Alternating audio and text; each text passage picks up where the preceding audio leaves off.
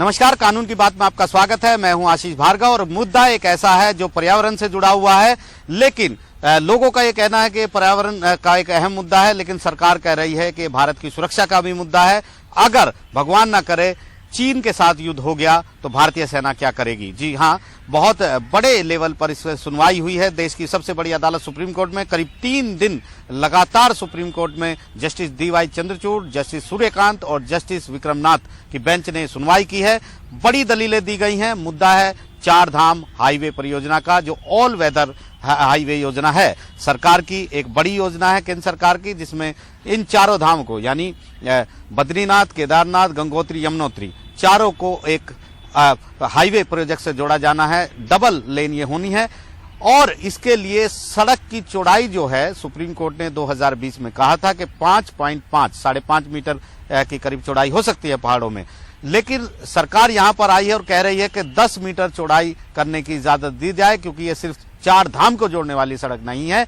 ये फीडर सड़कें हैं जो देश की सीमाओं तक, खासतौर पर जो चाइना की जो सीमा है, चीन के साथ जो सीमा है, वहां तक जानी है। और ये सुरक्षा के लिहाज से, देश की रक्षा पंक्ति के लिहाज से एक महत्वपूर्ण ये कदम है, क्योंकि अगर इन सड़कों को चौड़ा नहीं किया गया तो अगर जिस तरह के हालात सीमा पर बन रहे हैं, चीन ने जिस तरह के संसाधन और उपकरण और हथियार अपने सीमा में जुटाए हैं, उसको लेकर ये जरूरी है कि भारत जो है, भारतीय सेना अपने तमाम इंतजाम अच्छी तरह से करे और उसको ऐसे मामले में अपनी मिसाइलें, अपने तोपखाने, अपने हथियार, उपकरण, बड़ी बड़ी गाड़ियां और आर्टिलरी, ये तमाम चीजें जो हैं वो उस सीमा तक पहुंचानी पड़ेंगी। किसी भी समय ऐसी जरूरत पड़ सकती है, चाहे वो बरसात का मौसम हो, चाहे वो बर्फ गिर रही हो, चाहे वो लैंडस्लाइड हुई हो, तो किसी भी मौके पर युद्ध की स्थिति में सेना को ये मूवमेंट करने की इजाजत और सुविधा मिलनी चाहिए, क्योंकि ब्रह्मोस जो है अकेली वही 42 फीट की है और उसको कैरियर के साथ जोड़ेंगे तो और जगह चाहिए। तो ऐसे में कम से कम 10 मीटर सड़क की चौड़ाई होनी चाहिए। यहां पर केंद्र सरकार ये मांगने सुप्रीम कोर्ट में आई है। सुनवाई के बाद सुप्रीम कोर्ट ने फैसला भी सुरक्षित रखा है। सुप्रीम कोर्ट ने कहा है वो इस पर फैसला देंगे, लेकिन अटॉर्नी जनरल के वेणुगोपाल जो केंद्र सरकार की तरफ से आए थे, उन्होंने काफी दलीलें दी और कहा कि भगवान न करे अगर युद्ध हो गया किसी भी सूरत में तो फिर भारतीय सेना क्या करेगी, किस तरीके से वो युद्ध लड़ेगी। क्या 1962 जैसी हालात नहीं होंगे, क्योंकि उधर चाइना ने पूरा इंतजाम किया है और इधर लोग मांग कर रहे हैं कि जो पहाड़ हैं, जो ये सड़कें हैं उत्तराखंड में, उनकी चौड़ाई ना बढ़ाई जाए। तो भारतीय सेना की मूवमेंट, उनके हथियार, उसके उपकरण, उसका जो तमाम जो दल बल होगा वो कैसे सीमाओं पर पहुंचेगा, ये एक बड़ा मुद्दा है।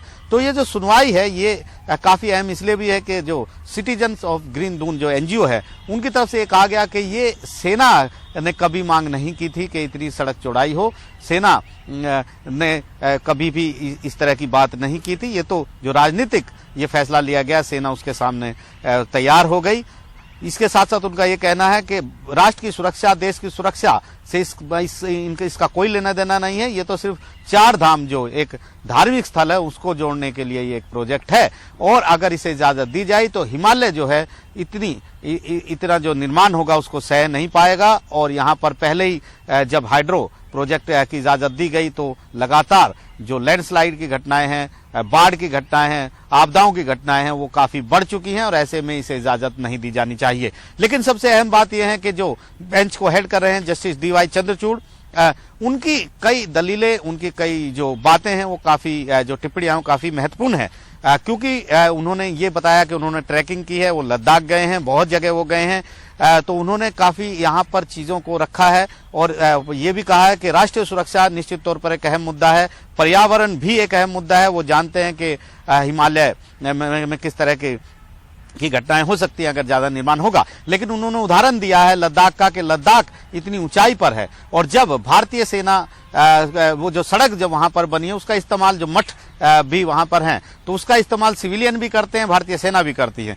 कुछ इतनी ऊंचाई पर जाना पड़ता है सियाचिन जैसी जगह में, जहां पर 1 या 2 दिन रुकना पड़ता है 12,000 फीट पर पहुंचने के बाद, उसके बाद ऊपर जाया जाता, ताकि शरीर जो है वो, जो लोग हैं वहां पर, वो उस मौसम को सहने के काबिल हो जाएं, उसको सहन कर सके। तो ऐसे में सिर्फ ये नहीं कहा जा सकता कि इस तरह की चीजें जरूरी नहीं है। उन्होंने ये भी कहा कि राष्ट्रीय सुरक्षा को पर्यावरण के साथ संतुलित करने की जरूरत है। निसंदेह उधर चाइना ने भी जो चीन है उसमें भी इसी तरह की जगह है, जैसे सूर्यकांत ने कहा, लेकिन वहां पर तमाम इंतजाम किए गए हैं, उसको भी देखना चाहिए कि वो किस तरीके से काम कर रहे हैं। तो निश्चित तौर पर सुप्रीम कोर्ट ने ये भी कहा है कि वो सुझाव दे दोनों पक्ष से किस तरीके से इसे इजाजत दी जा सकती है, लेकिन कठोर शर्तें लगाई जा सकती हैं ताकि मिसयूज ना हो, हिमालय को, पर्यावरण को वहां पर बचाया जा सके।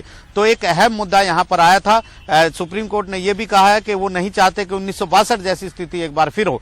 भारतीय सेना के लिए ये जरूरी है, सीमाओं की रक्षा भी बहुत जरूरी है, इसलिए इस तरह की बात पूरी तरीके से नहीं मानी जा सकती याचिकाकर्ताओं की कि सड़क को चौड़ा होने से रोका जा सके। तो निश्चित तौर पर एक बड़ा फैसला सुप्रीम कोर्ट का यहां से आएगा और सुप्रीम कोर्ट ने कुछ बताया भी है, इशारा भी किया है कि कुछ शर्तें जरूर लगाई जा सकती हैं, लेकिन जब बात जो है राष्ट्रीय सुरक्षा की हो, बात जब सीमाओं की चौकसी की हो, बात जब भारतीय सेना की हो, तो फिर अदालत को ज्यादा दखल इस मामले में नहीं देना चाहिए। तो निश्चित तौर पर केंद्र सरकार कह रही है कि ये 4 धाम की सिर्फ बात नहीं है, ये सिर्फ हाईवे की बात नहीं है, ये भारत की सुरक्षा की बात है। चीन के साथ संभावित जो युद्ध है उसको देखते हुए भारतीय सेना को की मूवमेंट की बात है। किसी भी मौसम में बरसात हो, चाहे वो बर्फ गिर रही हो, चाहे वो लैंडस्लाइड हुई हो, भारतीय सेना को जब भी जरूरत पड़े वो युद्ध की स्थिति में तमाम उपकरण, तमाम हथियार, तमाम मिसाइल वो किसी भी टाइम, किसी भी वक्त वहां पर पहुंचा सके, इसके लिए इसकी इजाजत दी जानी चाहिए। यह भी कहा गया है कि भगवान न करे कि ऐसी स्थिति में युद्ध हो जाए तो भारतीय सेना क्या कर पाएगी। तो एक बड़े फैसले का अब इंतजार करना होगा। नई दिल्ली से आशीष भार्गव, एनडीटीवी इंडिया।